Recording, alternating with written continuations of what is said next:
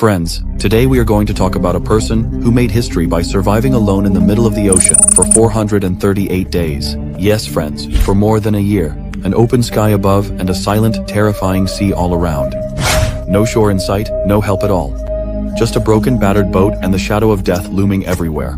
He had set out to catch fish for just one day, but the ocean kept him captive for 438 days. No food, no water, no shelter, and not a single person around. Zero hope of survival. 100% guarantee of death. There were 2 people on that boat. Within 4 months, one of them died, but the other, he pushed death away and made it back to the threshold of life. Friends, the way this man managed to keep himself alive for so many days. When you hear it, it will send shivers down your spine. But friends, before we start the video, please make sure to subscribe to the channel. The subscribe button is absolutely free for you, but it helps us out a lot. So let's get the video started. The year was 2012. The date was November 18th. The morning in the small town of Pijijiapan, located on the southern coast of Mexico, was calm and ordinary. The sun was slowly rising above the surface of the sea and the ocean looked peaceful. Josh Alvarenga, 36 years old, lived in this very town in Mexico with his young daughter. He and his companion, Ezequiel Cordoba, 22 years old. Both of them were professional fishermen. Josh had years of experience in fishing, but Ezequiel was not as skilled. He was recently involved in this work with enthusiasm. Their job was to catch fish and sell them in the market to make a profit. For the past few days, they had been getting good prices for the fish, but they weren't able to catch much. So this time, they decided to go a little farther out into the sea, where larger fish could be found, which could be sold for a better price. Their plan was to go out for just one day. But as soon as Josh was ready for the journey, an experienced fisherman warned him, "Don't go today, the sea doesn't seem right." But Josh took his words lightly. "We'll be back in just a few hours. We'll catch quickly, sell quickly, and earn quickly." Then Josh and Ezequiel set out in their small 7-meter-long boat, which had a single engine, a small radio, some ice, boxes to keep the fish, and a little bit of food. Their goal was to go about 120 kilometers out into the sea. Neither of them had any idea that this distance would force them to hang between life and death for 438 days. In the beginning, everything was fine. They were even catching fish. Within just a few hours, they had caught quite a lot of fish. But by noon the next day, the color of the sea began to change. The sky turned dark. The waves started to rise higher. The winds began to blow strongly. Then a terrible storm began. It was a storm that raged on for 2 days straight and completely changed their fate. The boat began to toss about in the pounding waves. The engine stopped working and the radio broke down as well. Now, they had no means of communication left, neither with the shore nor with any ship. The storm was so dangerous that waves started passing right over their boat. To save their lives, they threw all the fish from the boat into the sea so that the boat would become lighter and avoid sinking. Their plan was to return as soon as the storm subsided.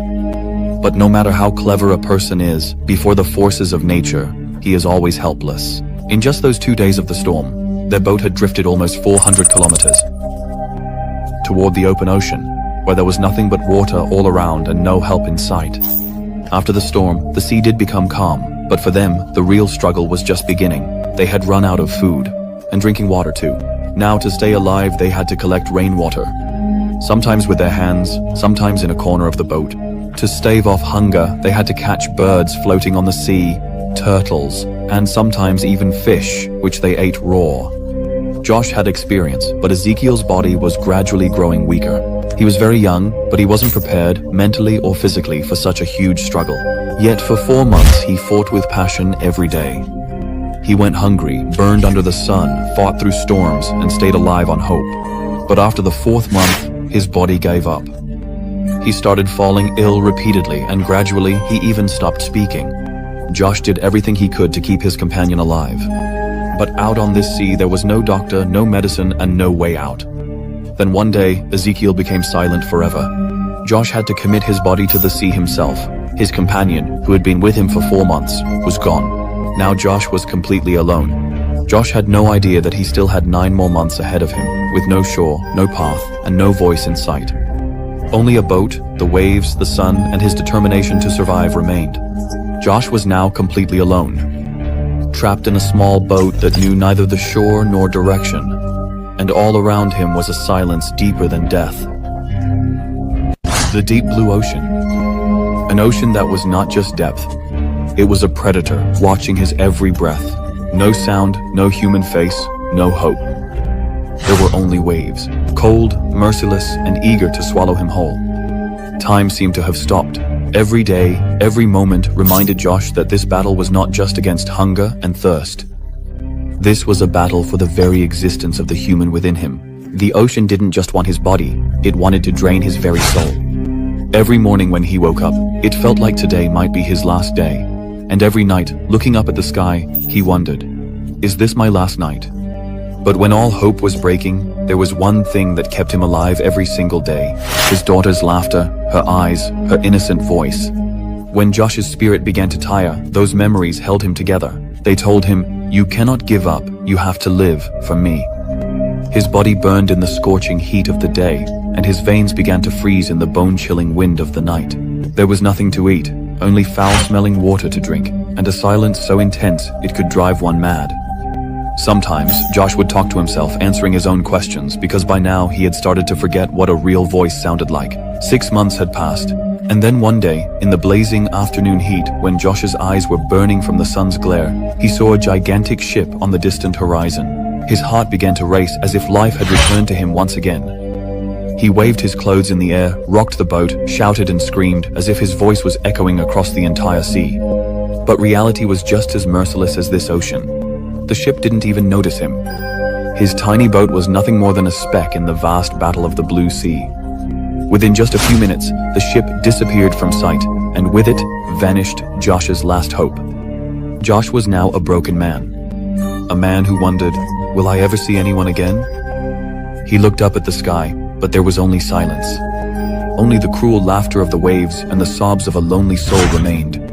11 months had passed. Now his boat was drifting in an unknown ocean, almost 8,000 kilometers away.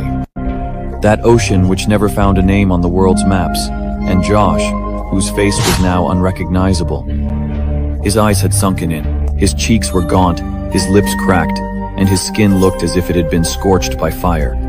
But Josh was no longer human. He had now become a habit, the habit of staying alive. And then came that day, January 30, 2014. The day when fate didn't open a door, but offered a crack.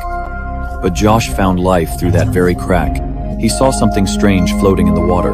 Dried coconut sand in an instant, Josh realized land was near. Where there was no life left in his body, a storm now rose. He turned the boat with all his strength and looked into the distance. There was an islanda piece of land his eyes had longed to see. In no time, he reached near the Marshall Islands. The boat that had been a cage of death until yesterday was now carrying him into the arms of life. Josh looked at the sea one last time and then threw himself into the water, cutting through every wave, shivering, breaking, dragging himself along. When his feet touched the ground, he collapsed, barefoot, with dry eyes, trembling as if he had become a witness to his own rebirth. The locals ran over, fear and questions in their eyes. Who is this? Where did he come from? Josh was taken to the hospital. His weight had dropped from 60 kilos to just 38. All the muscles in his body had wasted away, and only bones remained beneath his skin. But this was not just his treatment. It was a testament to the man who, after swimming through the fire and tears of the sea for 438 days, proved one thing. When a person decides to live, even the ocean bows before them. If you were in Josh's place, would you have been able to fight through that hell for 438 days as well? Would you have been able to muster the courage to return alive as well? Whatever the case may be, one thing is certain. When a person chooses not to fall apart even after breaking, even death changes its path. Thank you friends for watching this video till the end. I sincerely appreciate it. If this story made you feel something, be sure to share this video with your friends, and don't forget to subscribe to the channel, because we will meet again with another true, sensational, and soul-stirring story. Until then, goodbye and heartfelt thanks.